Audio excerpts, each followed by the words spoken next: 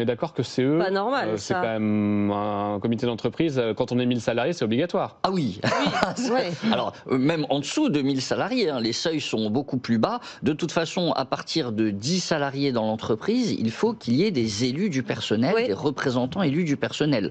Il y a beaucoup d'entreprises qui n'organisent pas les élections et qui attendent qu'on le leur demande. Alors, soit qu'un salarié le leur demande, soit que l'inspection du travail le leur demande. Alors évidemment, si on est salarié, qu'on est dans une société qui a dépassé les seuils où il n'y a pas de représentants du personnel, n'allez pas comme ça benoîtement voir les RH ou l'employeur et leur dire dis donc, il n'y a pas d'élection, il n'y a pas d'élus, il faut organiser des élections. Parce qu'alors là, vous vous mettez en risque. Ouais. Vous vous mettez vraiment en risque. Sujet sensible. Ah, sujet sensible. Il faut, si vous faites la demande, il faut la faire par écrit et conjointement avec un syndicat. Car à ce moment-là, à partir du moment où vous demandez des élections conjointement avec un syndicat, vous êtes salarié protégé.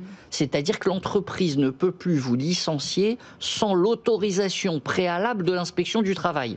Mais si vous allez le faire comme ça, spontanément, à la cafétéria ou oralement, là, il y a un risque que l'entreprise se dise « Ouh là là, bientôt, il va formaliser sa demande d'élection par écrit dans un email ou quelque chose comme ça. Il va devenir salarié protégé. Donc, je me dépêche de le licencier immédiatement. » Ah oui, ça représente un risque pour le salarié de c'est faire un cette vrai démarche. risque. C'est intéressant. C'est un vrai ce que tu as risque. dit. Mais attention, ça représente un risque et une opportunité. Ouais. Si le salarié fait la demande d'élection dans les formes avec un syndicat, il est salarié protégé.